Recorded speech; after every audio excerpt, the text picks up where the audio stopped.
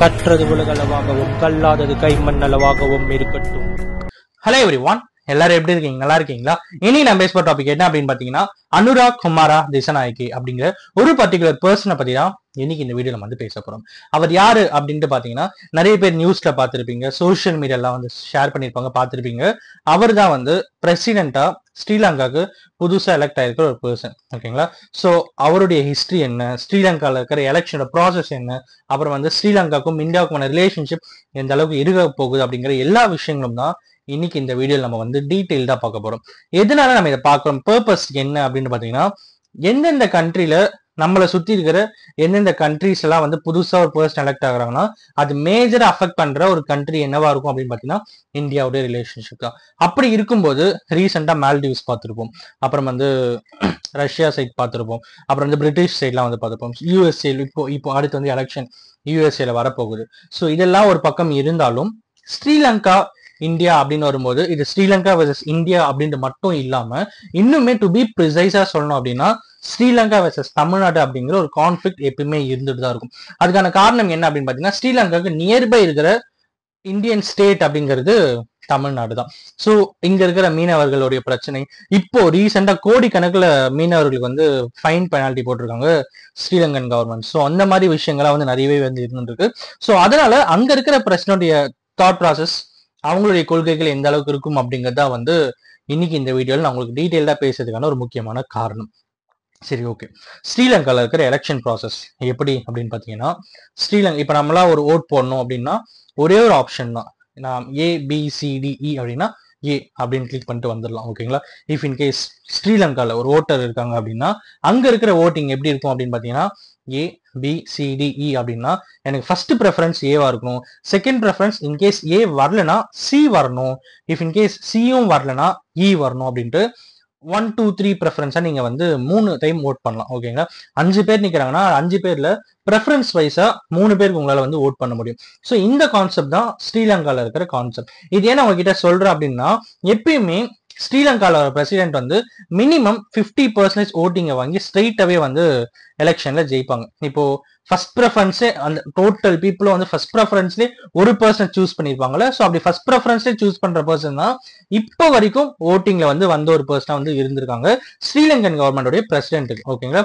So இப்போ இந்த time at present Anura Kumara Dissanayake எந்த அளவுக்கு செலக்ட் ஆனார் பாத்தீங்கன்னா, அவருடைய ஓட்டிங் பெர்சன்டேஜ் வந்து 40% தான்.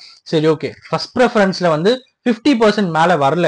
ஓகே, அப்ப செகண்ட் ப்ரெஃபரன்ஸ் தேர்ட் ப்ரெஃபரன்ஸ்லாம் வேற யாருன்னா ஒருத்தர் கொடுத்துருப்பாங்களே, அவங்களோட ஓட்டிங் பெர்சன்டேஜ் எப்படி இருக்கு, இன்கேஸ் 41 இருக்கா 42 இருக்கா எப்படி இருக்கு அப்படின்ற அந்த கால்குலேஷன் எல்லாம் போய் அந்த ஓட்டிங் கவுண்ட்லாம் முடிஞ்சு கடைசியா அனுராக் குமார திசாநாயகி அவர்களை வந்து ஸ்ரீலங்கன் கவர்மெண்ட் பிரசிடென்டா வந்து சூஸ் பண்றாங்க. அவருடைய கம்பேக் எந்த அளவுக்கு இருக்கும் அப்படின்னா, ரீசெண்டா ஸ்ரீலங்கா வந்து ஒரு மிகப்பெரிய ஒரு ஆயுத போர்லாம் வந்து நடந்திருந்தது. அந்த ஆயுத போர்ல முன்னிருந்த ஒரு கட்சியினுடைய ஒரு பிரதிநிதி தான் வந்து இந்த அனுராக் குமார திசாநாயகி அப்படிங்கிற ஒரு பர்சன். ஓகேங்களா? ஸோ இவருடைய தாட் ப்ராசஸ், இவருடைய இதில் எப்படி இருக்கும்னா மோஸ்ட்லி கம்யூனிசம் ரிலேட்டடா இருக்கும் அப்படிங்கிற மாதிரி சொல்றாங்க. அப்புறம் வந்து மார்க்சிசம், கம்யூனிசம் இந்த ரிலேட்டடாவே வந்து இருக்கும் அப்படிங்கிறது வந்து சொல்லப்படுது. ஸோ ஸ்ரீலங்கால வந்து சுனாமி வந்த டைம்ல, ஓகே, அந்த டைம்ல என்ன ஆச்சு அப்படின்னு பாத்தீங்கன்னா, இந்த நம்மளுடைய LTT பிரபாகரன் அவர்கள், ஸோ இவங்க வந்து ஸ்ரீலங்கன் கவர்மெண்ட் கூட இணைந்து அந்த டைம்ல ஸ்ரீலங்காவை ரெக்கவர் பண்றதுக்கு ஒர்க் பண்ணாங்க. அந்த டைம்ல இவங்களோட பார்ட்டி அதை ரிஜெக்ட் பண்ணிட்டு வந்தாங்க. எதனால அப்படின்னா, நாங்க வந்து இது ஆதரிக்க மாட்டோம், இது வந்து LTT பிரபாகரனோட டீமை வந்து அபிஷியலா அக்செப்ட் பண்ற மாதிரி இருக்கு அப்படிங்கிற மாதிரி ஒரு பக்கம் வந்து சொன்னாங்க. இன்னொரு பக்கம் வந்து டீப் சென்ட்ரலைஸ் அப்படிங்கிற ஒரு பர்டிகுலர் விஷயம் இருக்கு. இந்த டீசென்ட்ரலைஸ்ல டீபவர்லைசேஷன் அப்படின்ற மாதிரி சொல்லுவாங்க. எப்படின்னு பாத்தீங்கன்னா, ஒரு குரூப் ஆஃப் பீப்புளுக்கு வந்து அவங்களுக்குள்ள ஒருத்தரை சூஸ் பண்ணி அவங்க வந்து அங்க இருக்கிற மக்களுடைய பிரச்சனைகள்லாம் கேட்டு அதை வந்து சால்வ் பண்ற ஒரு, இங்க இருக்கிற MLA சொல்லலாம், அப்புறம் வந்து வார்ட் கவுன்சிலர் சொல்லலாம், இந்த மாதிரி ஒரு குரூப் ஆஃப் பீப்புளுக்கு ஒரு ஹெட் இருப்பாரு. ஸோ அவங்க கிட்ட அந்த பீப்புள் எல்லாரும் சொல்லுவாங்க. ஸோ அதை அவங்க வந்து சால்வ் பண்ணுவாங்க. இந்த மாதிரி விஷயங்கள் இருக்கும்போது அங்க இந்த மாதிரி கான்செப்ட் வர்றதுக்கும் இவர் வந்து எதிர்ப்பு தெரிவிச்சாரு. காரணம் என்ன அப்படின்னு பாத்தீங்கன்னா, ஸ்ரீலங்கால சில ஏரியாஸ்ல தமிழர்கள் வந்து அதிகமா இருக்காங்க, அவங்களுக்கு வந்து பவர் வந்துடக்கூடாது அப்படிங்கிற ஒரு பர்டிகுலர் காரணமாக கூட இருக்கலாம் அப்படின்ற மாதிரி சொல்லப்படுது.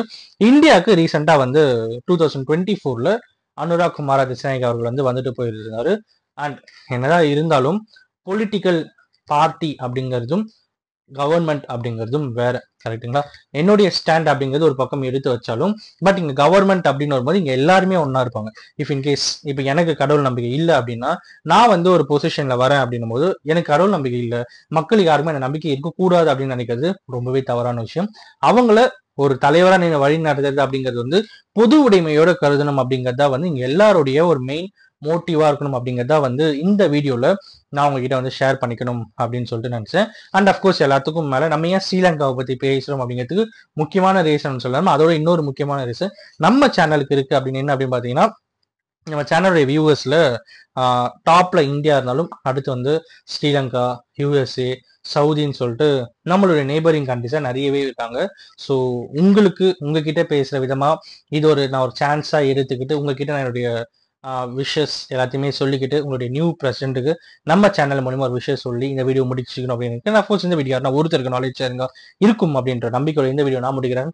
Thank you so much.